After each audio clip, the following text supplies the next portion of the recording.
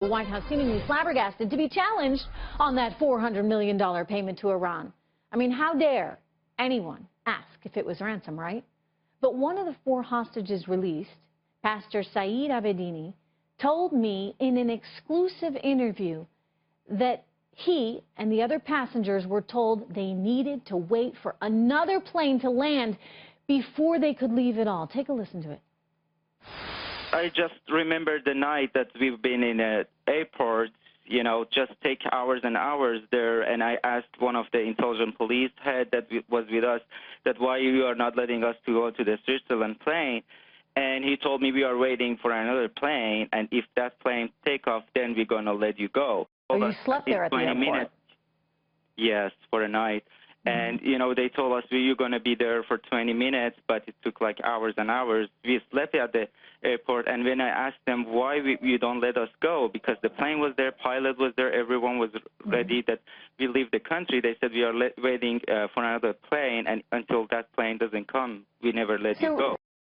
Oh, all right, also breaking right now, you get the lawyer for the second hostage on board, Amir Hekmati, telling the intelligence report exclusively just minutes ago that, quote, having negotiated with Iran, I can tell you they maximize their leverage and negotiations go to the final second and beyond. They are very skilled. So what was in that other plane that the hostages were waiting for, that they couldn't take off until it landed? Joining me right now, Fox News national security analyst KT McFarland and former United Nations spokesman Rick Grenell. Good to see both of you. Rick, starting with you, what's your gut reaction on this? I mean, you heard that hostage saying we couldn't leave until the other plane landed. What was the other plane? Well, clearly the other plane was a plane full of money. As you are pushing this story, I'm proud to be on this program because you're breaking this news. I mean, look, the fact of the matter is when another hostage, another detainee, has to sleep at the airport and literally tells you, we cannot leave until this other plane arrives. They didn't know what the other plane was.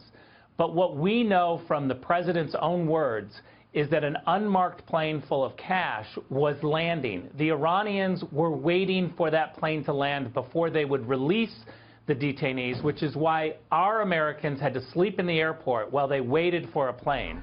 I mean, this is unbelievable. And now you have Ambassador Prosper, who is Amir Hekmati's lawyer, saying, I'm not surprised. I've been dealing with the Iranians, and this is exactly their MO. Do you think it is their MO, KT? Is this how they operate? Yeah, absolutely. And let's think about why is this so important. I mean, you did break this story, Trish. You were the one person to find the causal link between the ransom payment and the hostages being released. But why is it so important? On one hand, there's a reason we don't pay ransom for hostages, because more hostages just get taken, and that's exactly what happened in this case. The second reason, though, is what is Iran doing with that money? They're not building roads and hospitals. They've used that money to go right back into their defense budget and to pay for terrorists. The Foundation for the Defense of Democracies even shows the budget item in their 2017 budget. And then the final thing, and the question I have is, why is this getting released now? This took place 6 months ago. Why is it the Iranians who are releasing it? If it is, why are they doing it? Because they want the bragging rights. They've shown how clever they are, not only in negotiating, but in using videos to humiliate the United States, whether it's American sailors on their knees or this. You bring up a lot of really good points, KT, and I want to get to all of them. So let's start first with, you know, the administration basically saying, no ransom here. You know, what is everybody talking about? Rick, you know, what is the expression? If it looks like a duck and walks like a duck, talks like a duck, maybe it's a duck. I mean, you know, I don't know how they explain away, if you would, this one, but they're certainly trying, Rick. Yeah, look, the rub is President Obama was very clear when he said, look, we briefed about this back in January. This should be a surprise to no one. Look, I went back and I looked at the transcript of exactly what the president's spokesman said. And they did talk about this settlement of 30-some-odd years ago. And they said that it would be $400 million. But what they failed to tell us is that was an immediate payment. What they literally say in that press conference is that by settling this dispute, we're going to have a diplomatic opening.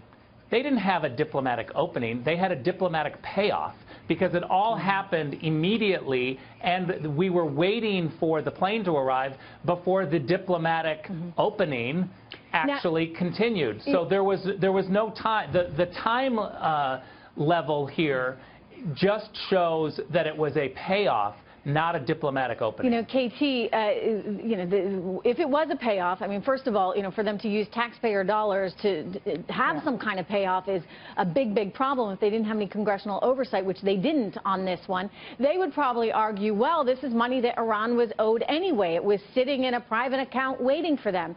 But even if that's the case, and you take them on their word for that one, the fact that this money is cash, I mean, unmarked bills and unmarked plane getting delivered there, the fact that it's not specifically designated for infrastructure projects, as they promised it would be, that seems to be really a massive violation, because you know that that money can go right back into funding terror.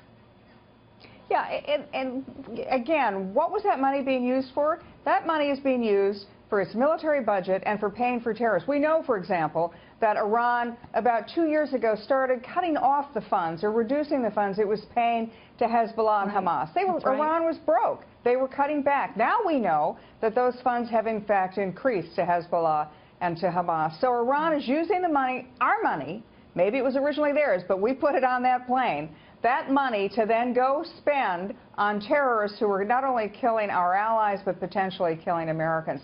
How is that the right thing to do, whether it was legal or not?